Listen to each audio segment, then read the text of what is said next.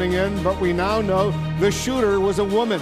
Police say she's dead, and multiple people are wounded. The suspect's motive still unclear. I'll talk about that story much more with Democratic Senator Richard Blumenthal, and our correspondents and analysts are all standing by. Let's get first to our national correspondent, Miguel Marquez, who's tracking the late-breaking developments for us on this YouTube shooting. What are you learning, Miguel? Well, it was in the lunch hour when the shots started. The 911 call started to go into the San Bruno police. It was a cafeteria area, an outdoor patio area where that shooting began. And within minutes, there was a massive police presence on scene, as well as emergency services. Then it was a bit of chaos with very heavily armed police moving into the YouTube headquarters. Over 1,000 employees there. That 1,000 employees were trying to get out of the YouTube headquarters at the same time. Within an hour or so, they had set up triage areas. The law enforcement pace seemed to have lessened just a bit.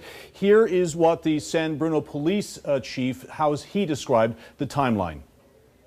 At 12:46 p.m. this afternoon, San Bruno Police Department received numerous 911 calls regarding gunshots at the YouTube campus located on Cherry Avenue in our city.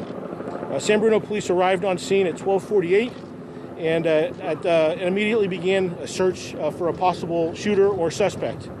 Upon arrival, officers encountered numerous employees fleeing from the building. It was very chaotic, as you can imagine. We did encounter one victim with an apparent gunshot wound towards the front of the business as we arrived.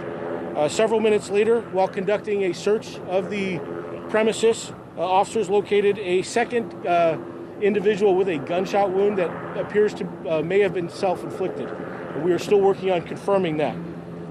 Two additional victims were located several minutes later at an adjacent business. The extent of all of the injuries of our victims are unknown right now. They were all transported for emergency medical care, but they are all unknown. So if I missed that, we have 4 victims who have all been transported for gunshot-related injuries, and we have one subject who's deceased inside the building with a self-inflicted wound that at this time we believe to be the shooter, but we're still following up on that.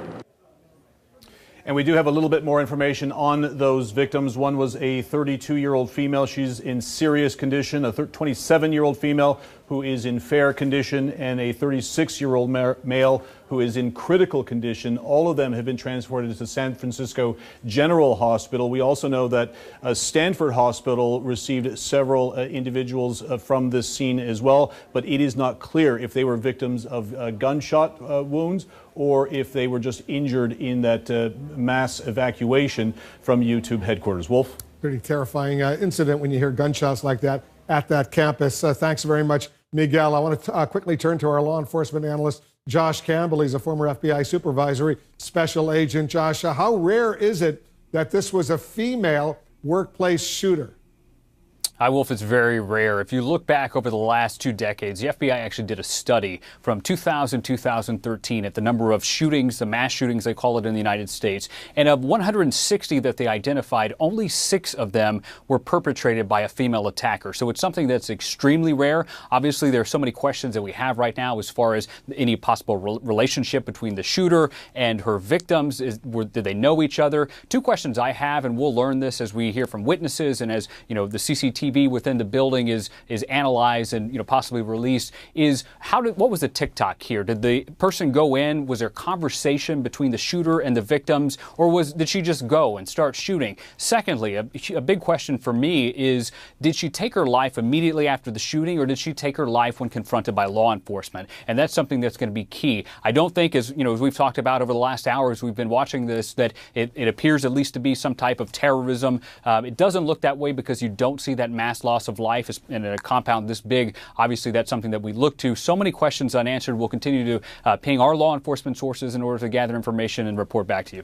Yeah, it doesn't look like terrorism. The FBI issued a statement saying San Bruno Police is the lead agency at this time, although they're helping. If it was terrorism, the FBI would be in charge. How long, Josh, will it take for police to clear this scene?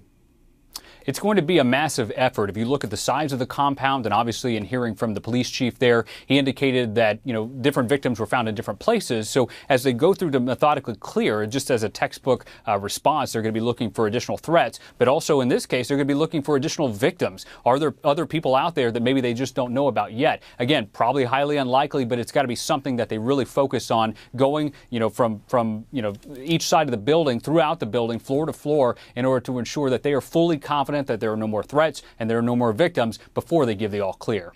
Does it sound like a workplace violence incident that just happened to be taking place over at YouTube headquarters? It certainly suggests that. I mean, if you look at these facilities, these tech companies, which, I was in the FBI, I would liaise with a lot of them. I mean, these are buildings with large security presence. I mean, there is controlled access as far as coming and going. You can't just walk in off the street and walk into a YouTube cafeteria. So that suggests to me that this person at least had some purpose for being there, which obviously would suggest that maybe she worked there. We don't know that yet, whether, she was a guest or, how long she had been there, but still a lot of questions that are unanswered. At least appears to be workplace shooting, because it does take place in a place of business, and it doesn't look like she was just going and shooting just to kill victims indiscriminately. But again, a lot of these questions will get solidified once we actually hear from the witnesses and we see some of that security footage.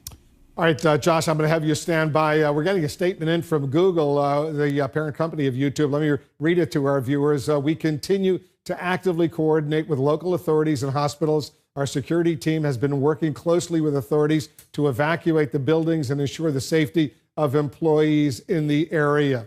That statement just coming in from Google. President Trump, we are now told, has been briefed on the YouTube shooting. He tweeted about it just a little while ago. I want to go to our chief White House correspondent, Jim Acosta. Jim, what's the reaction from the White House? Yeah, that's right, Wolf. The president did issue a tweet just in the last several minutes saying he has been briefed on the situation out in California. We can put that up on screen. The president, in addition to that, offering his thoughts and prayers to everybody involved and thanking law enforcement and first responders that are on the scene. But Wolf, in terms of this administration's participation in all of this, it sounds like at this point there